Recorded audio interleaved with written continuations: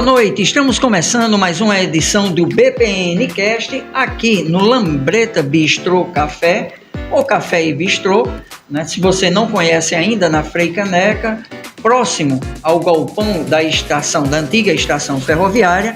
E a gente quer lembrar você que está nos acompanhando que, se você ainda não é inscrito no canal, se inscreve, né? Dê o seu like, comente aí, dê a sua opinião, compartilhe com quem você acha que pode achar o programa de hoje interessante, o nosso papo, nossa conversa. A gente tem trazido para cá os pré-candidatos e as pré-candidatas a conversar um pouco com a gente, né, em relação a essa disposição que eles têm, o que é que está motivando a disputar uma vaga agora nesse pleito de 2024 à Câmara Municipal. Também, claro, aqueles que já foram vereadores e estão fora e pretendem voltar, e aqueles que estão com o mandato já em dia, né, mas que também têm a pretensão de continuar, que é o nosso caso de hoje. Hoje a gente recebe, com muita honra, o Lula Torres, que já é um vereador com experiência, que já tem aí uma experiência não só, inclusive, no Legislativo enquanto vereador, mas também como presidente da casa, e já está encaminhando, inclusive, o sucessor. Mas sobre todas essas coisas a gente vai conversar daqui a pouco, inclusive ele vai compartilhar conosco também um pouquinho de sua visão política, né, os planos e projeções para o período em que passar as convenções e forem confirmadas a questão eleitoral. Então vem conosco, né, nos acompanhe aí. Você sabe que esse programa, além de ser transmitido no canal do YouTube, vai também para todos os canais de podcast, como o Spotify, entre outros, e depois você tem os cortes nas demais redes sociais. Lula, muito boa noite, seja bem-vindo ao BPNcast. Eu é que agradeço a você, ao público do BPNcast, porque o homem público ele tem que estar sempre se comunicando e prestando contas do seu trabalho diante da sociedade. E para mim é uma oportunidade excelente estar aqui para conversarmos, eu, você e o seu público, para a gente trocar ideias e eu mostrar um pouco do que eu tenho feito nessa minha vida pública. A gente, nessa reta final, inclusive, está encerrando o São João na Roça, não é isso? Você também tem uma boa base eleitoral nessa área da cidade, que é a área da zona rural.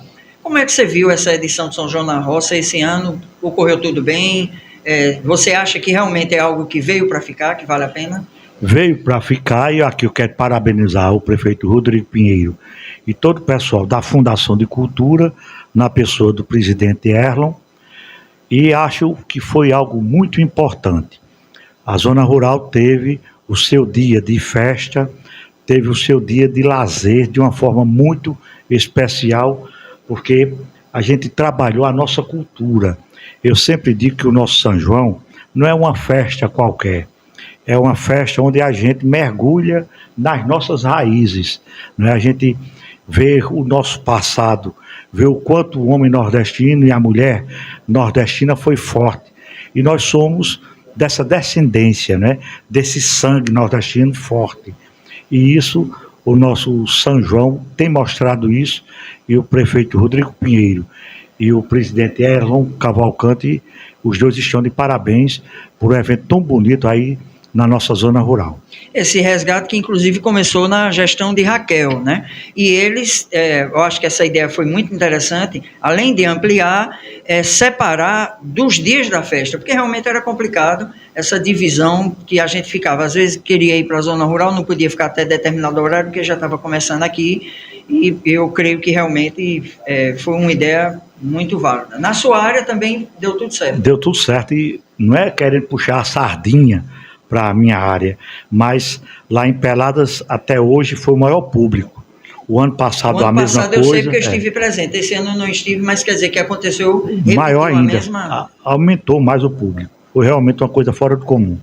E o importante é que o homem da zona rural teve sua festa, as comunidades festejaram já o seu São João antecipado, e agora também pode festejar aqui no pátio, né, Luiz Gonzaga, porque a gente fica feliz, porque é o grande público, é o grande show, e os homens da zona rural e as mulheres da zona rural também podem participar do nosso São João aqui. Tiveram não só o aquecimento no comércio, né, como também algumas melhorias que sempre é feita, né, nas áreas e na estrada.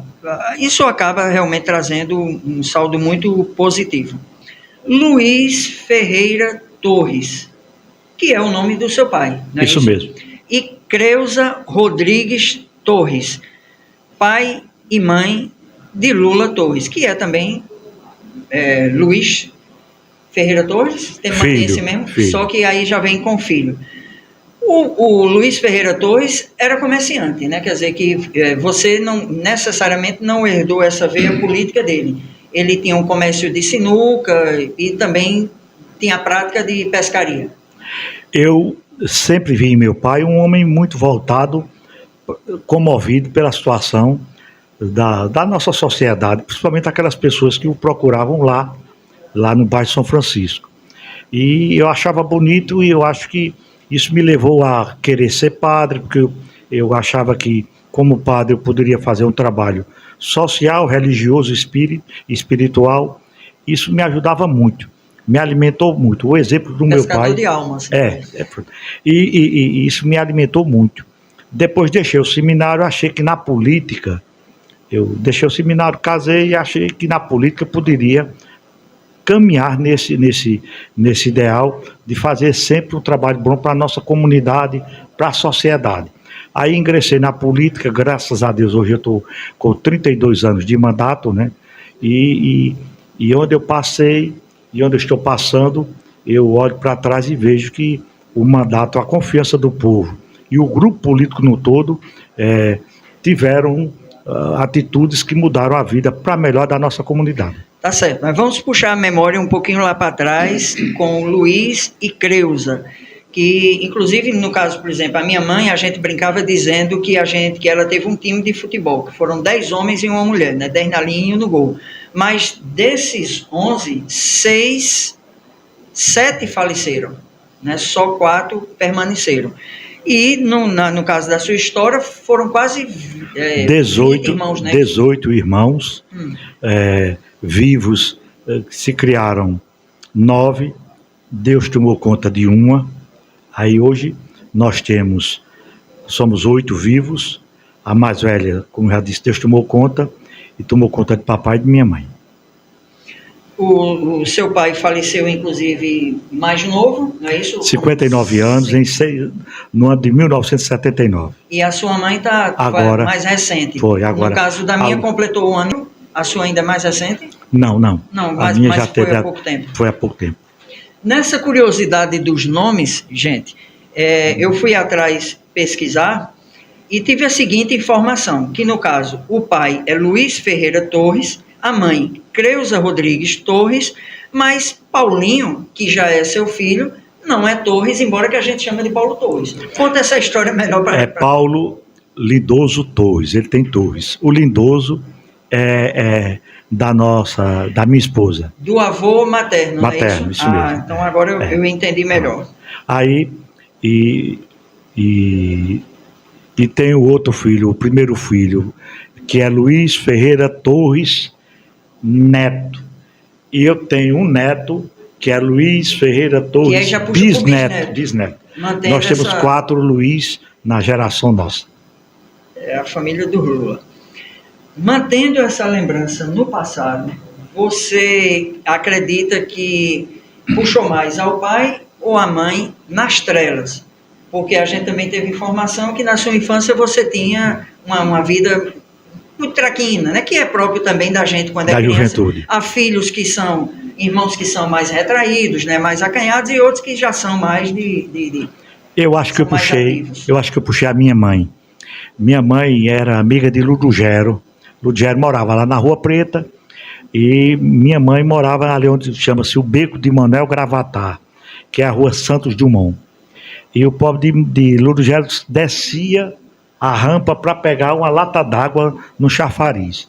Quando passava de frente ao um barzinho que meu avô tinha, minha mãe saía do bar e empurrava as costas de Ludogero, ele ia para frente, a lata caía, Era aquela confusão. Quando não caía, molhava. Pronto. E sempre a gente conversava muito, mamãe era a trelosa da família.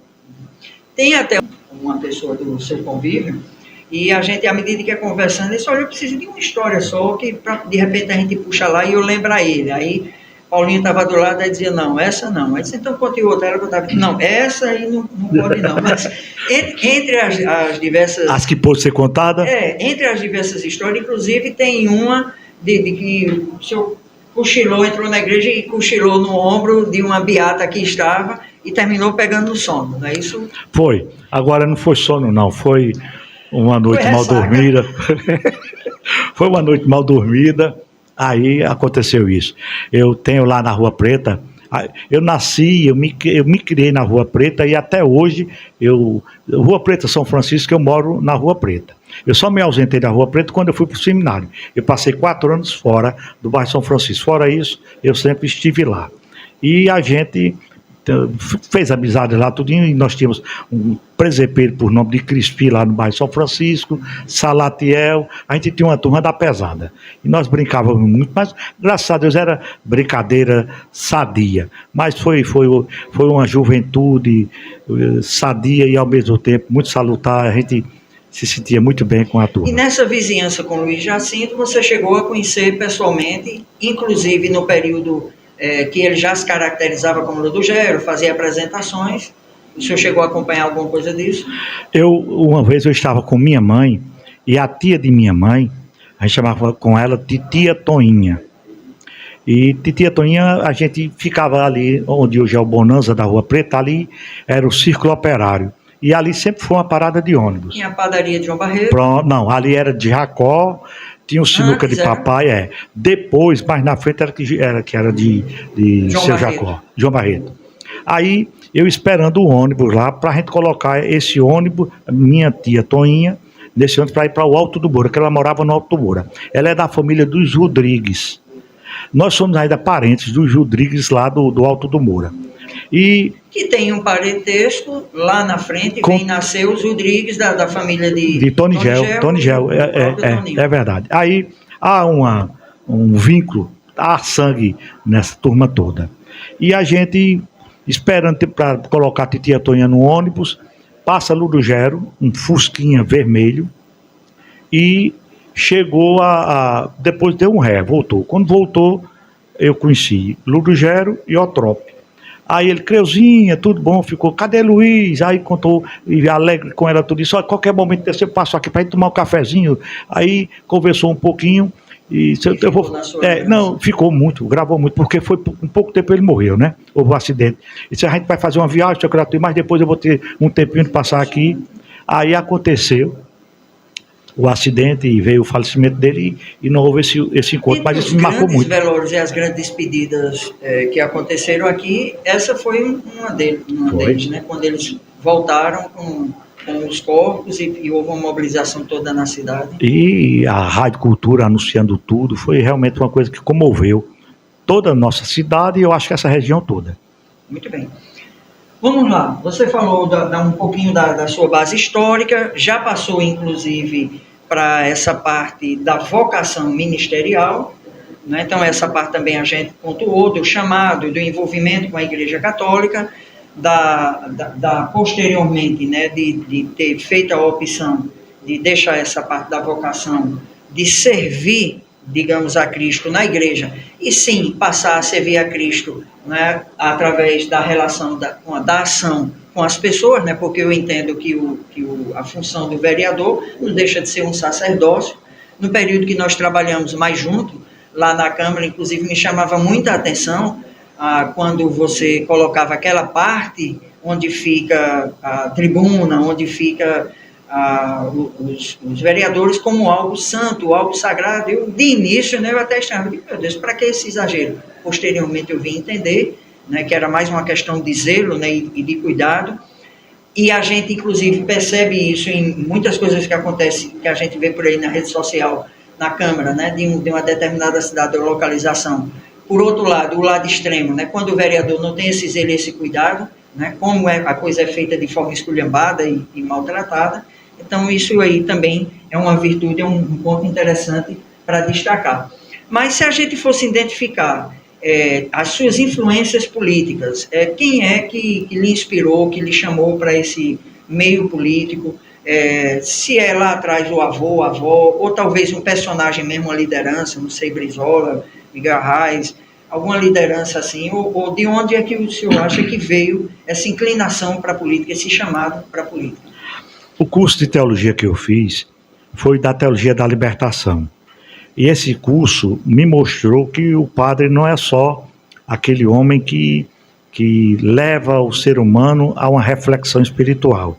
Ele também tem que lutar por uma reflexão de busca por uma sociedade mais justa, uma luta por uma justiça social cristã mais evidente. Não é só aquela pessoa de estar numa igreja, colocando o pessoal para rezar, orar, louvar, não. A gente tem que educar e tem que participar de um modelo de sociedade onde a palavra de Cristo, a preocupação de Cristo com o ser humano esteja em nossa mente, em nossas ações. Aí eu já tinha, o primeiro ser que me estimulou a entrar na política foi a passagem de Jesus Cristo aqui na Terra, como uma pessoa preocupada com aquelas pessoas que estavam à margem da sociedade. Isso para mim já foi algo muito forte.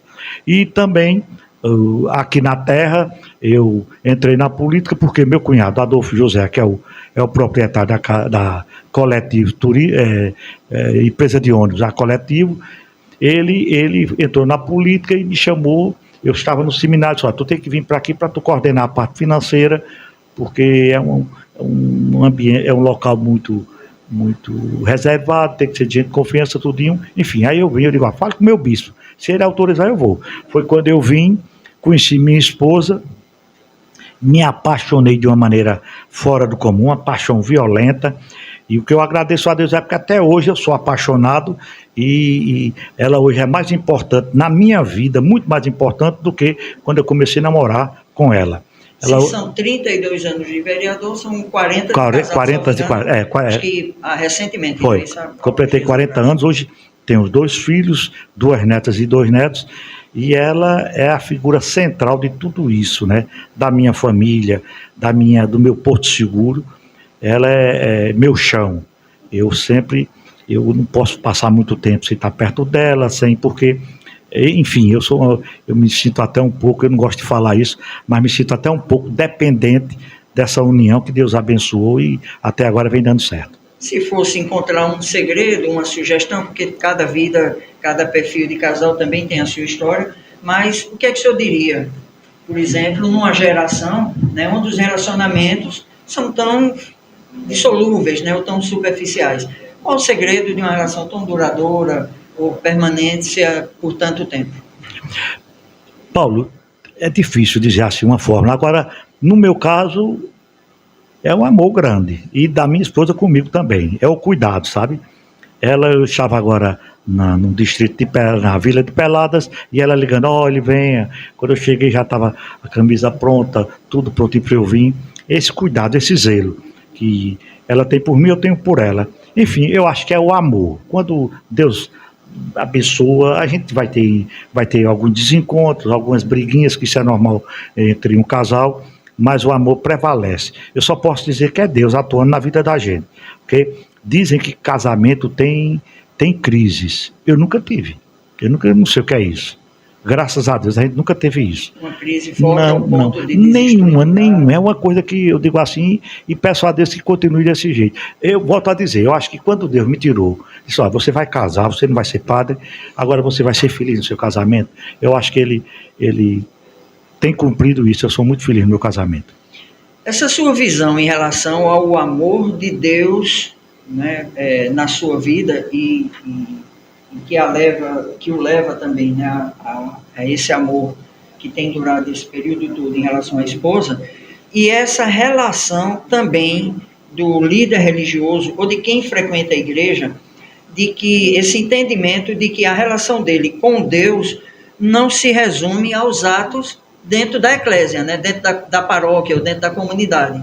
Então, essa importância de estar ali dentro, cultuando, adorando, buscando, se reconciliando, pedindo perdão, confessando. Esse exercício da fé me parece muito coerente isso. Se ele não sai para fora para uma ação no mundo, ele fica incompleto, né? Então Jesus também aparece historicamente dessa forma, né? Como alguém que traz as pessoas para uma relação com o Pai, mas que se completa com a ação prática no mundo, né? A gente até usou o exemplo da pescaria, lembrando que o seu pai era pescador e ele fez essa convocação para os discípulos, né?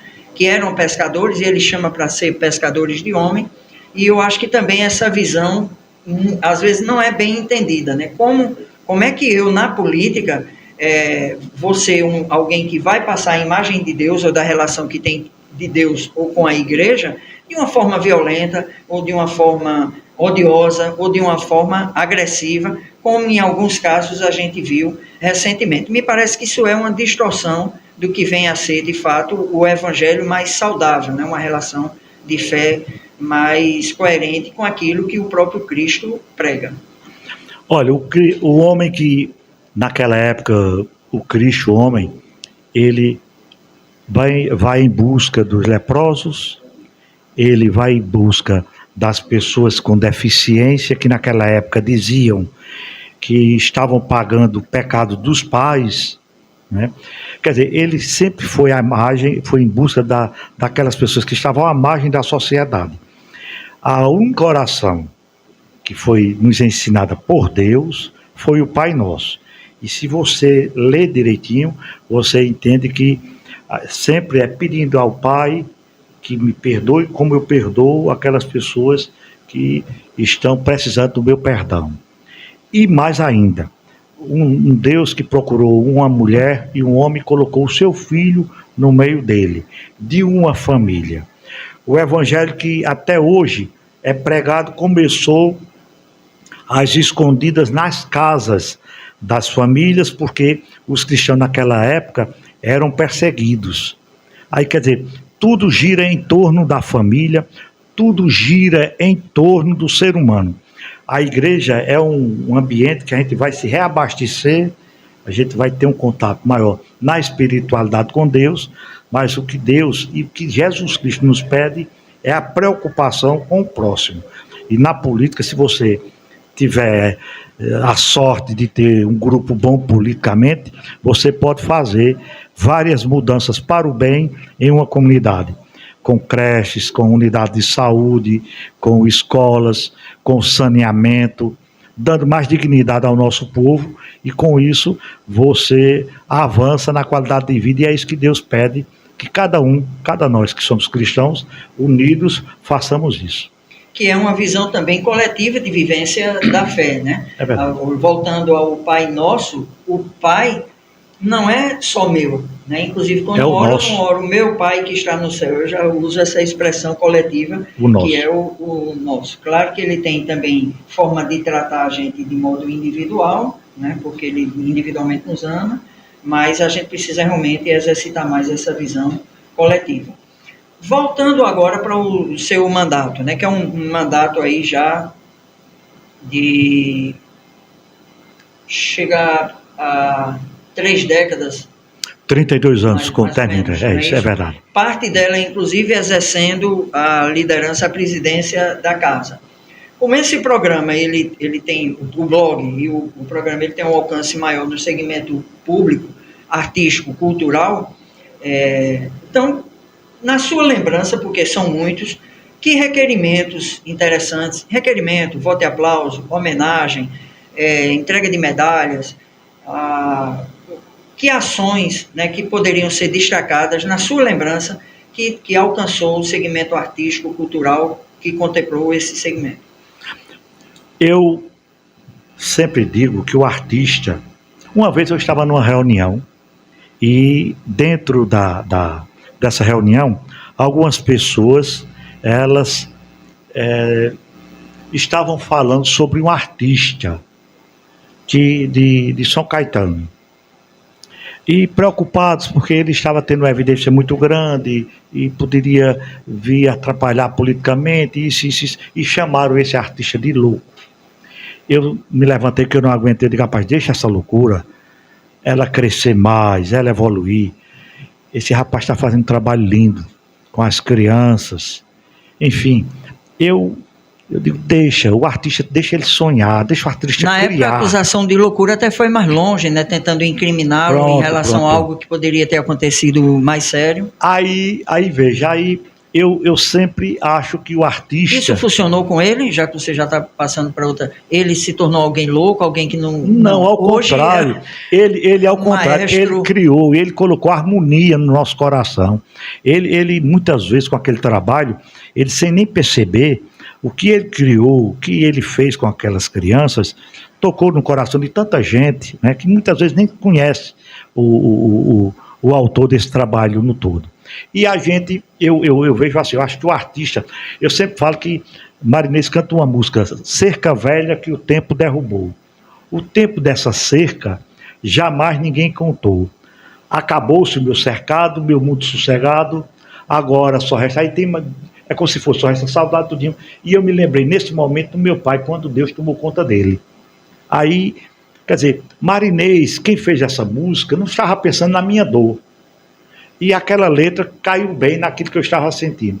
Isso é o artista, né? Isso é a pessoa que compõe, é a pessoa que ele escreve, e deixa a gente muito feliz com tudo isso. Aí, veja, eu, como presidente, a gente devolveu uma parte naquela época da pandemia para os artistas, né, para os artistas terem uma ajuda de custo, enfim, nós mandamos também isso como presidente. E como o vereador, nós criamos algumas leis que protegiam e protegem os artistas em Caruaru no período junino. A gente criou algumas coisas sobre os bacamarteiros e criamos vários eventos e divulgamos muito a nossa cultura. E se não fosse a nossa cultura, se não fosse o trabalho que esses grandes artistas, principalmente os caruaruenses, os da região, Caruaru hoje não era o que é, que a capital do forró, e enfim, é hoje a força da nossa tradição e ao mesmo tempo a força da nossa economia. Fica à vontade. Desculpa.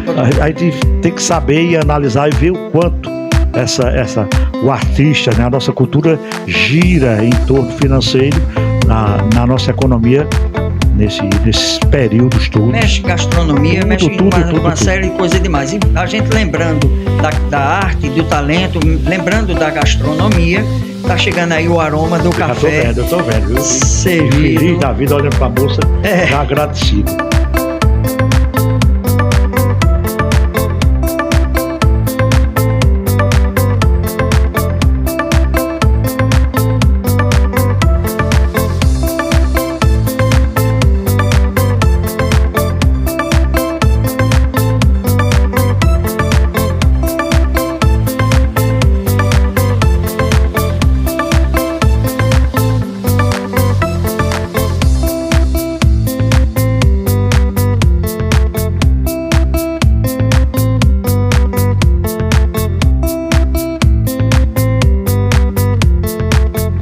Além da cultura, né? A gente puxou esse assunto para a cultura. Que outras ações que o senhor gostaria de destacar, de pontuar, né, que seria interessante, inclusive no tempo mais recente, né? Para a gente não ficar só preso ao passado, mas no tempo recente, que o senhor considera que é importante nesse alinhamento, né, entre o legislativo e o executivo, mas que sendo o requerimento seu, o que é interessante pontuar, que foi atendido e que chegou até o público.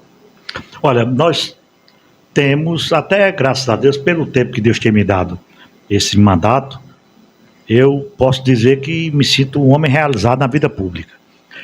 O bairro São Francisco sofria muito com aquela questão de comunicação entre São Francisco, e o bairro Petrópolis, São Francisco e a Feira da Sulanca. Aí com o ex-prefeito de Caruaru nós conseguimos aquelas pontes, a gente conseguiu a paralela do bairro São Francisco, a gente conseguiu asfaltar uma boa parte do bairro de São Francisco, agora há pouco com o prefeito Rodrigo Pinheiro, estamos lutando, nós temos ali a escola Professor Machadinho, que foi uma conquista nossa, e agora a ampliação com Raquel e Rodrigo. Em Peladas nós conseguimos creche, uma ampliação da escola, uma escola que tinha 9 salas de aula, nós passamos para 21 salas e ainda estamos precisando de ampliar mais ainda.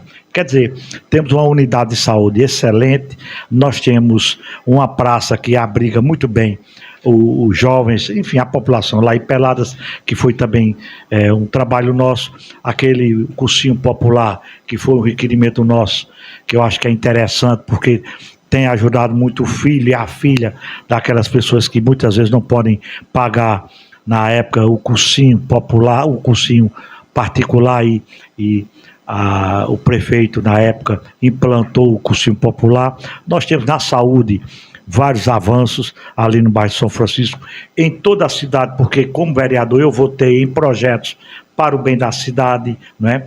Eu dei a minha parcela de contribuição, eu nunca fiz do meu mandato objeto de chantagem para o poder público, o executivo. Na hora que se apresentou projetos para o bem da nossa cidade, eu não olhei a quem ia atender, eu votei. A zona rural com essas estradas todas pavimentadas, começou com um discurso e um pedido meu ao ex-deputado Vônei Queiroz, e ele lutou e não trouxe só para Pelada, mas também para outras comunidades. Enfim, eu me sinto hoje um homem muito realizado, e quando eu olho para trás, eu vejo que dei uma contribuição para a qualidade de vida da nossa população, né? E só dei isso porque, primeiro, a população confiou no meu trabalho, eu tive a confiança, respeitei e honrei essa confiança com um mandato sério, correto, digno, e tive também um grupo político que foi sensível aos pedidos das minhas comunidades e atendeu muito bem àquilo que a gente sempre solicitava. Sem deixar de contestar, né, e às vezes fazer, que às vezes ouvia alguma observação mais de crítica ou pontual, algo assim, mas realmente é importante haver essa relação do legislativo com o executivo, não necessariamente como uma correia de transmissão, né, como que tudo que o executivo diz necessariamente faz, mas é bom quando há esse alinhamento, que houve não só durante esse período que você esteve como vereador, como também como presidente da casa, como eu estou lembrando aqui algumas vezes, e houve avanço também na casa nesse sentido, né? As reformas que foram feitas no prédio que aí ainda está, receberam melhorias, receberam ampliação e adequações que realmente eram necessárias serem feitas, e chegar a mais de 30 anos de um mandato, inclusive com possibilidade agora, com chances de renovação, mostra não só a seriedade, a credibilidade e um mandato transparente que conseguiu ser longínquo, mas também que está conseguindo a aprovação do público, né? Porque, inclusive, mesmo que se faça esforço, faça o que se fizer fazer, mas se o voto não vem, então não tem esse retorno, essa confiança da comunidade. E a gente luta para isso, né? Para que a comunidade perceba a nossa dedicação ao nosso trabalho, e depois disso, dentro de 4 anos, a gente chegar para a comunidade e pedir, apresentar o nosso trabalho e pedir que a população, a comunidade analise todo o nosso transcorrer do mandato, e dando sim, a gente volta. Não aceitando, a gente vai cuidar na vida e vai pensar em outras atividades, mas jamais não perdendo o foco de saber que estamos vivendo em sociedade, e uma sociedade que na maioria das vezes precisa do engajamento de todos nós. Ninguém faz uma sociedade justa em busca de um social mais concreto no individual. A gente tem que pensar no coletivo e viver esse coletivo. Eu sempre tive isso na minha mente, e acho que a grande busca é a busca pela qualidade de vida das pessoas, e ao mesmo tempo saber que essa luta e essa busca, ela não pode ser isolada. ela tem que ser uma luta voltada para um grupo grande e ao mesmo tempo que esse grupo entenda que é necessário todos se envolverem para a gente trazer para a nossa sociedade um ambiente melhor. Eu me preocupo dos netos. Digo, daqui a 15 anos, o que é que vai ser dos meus netos, né, 20 anos, que sociedade nós vamos entregar? Eu acho que a gente precisa analisar tudo isso, porque cada pai, cada avô quer o melhor para seus filhos, para os seus netos. Tem que dar essa contribuição, tem que pensar no coletivo. Muito bem, até porque a semente lançada hoje nas coisas que dizemos ou que fazemos, ela vai germinar e gerar algum fruto, né? Será que aquilo que a gente está germinando, né, está semeando, é um fruto para o bem?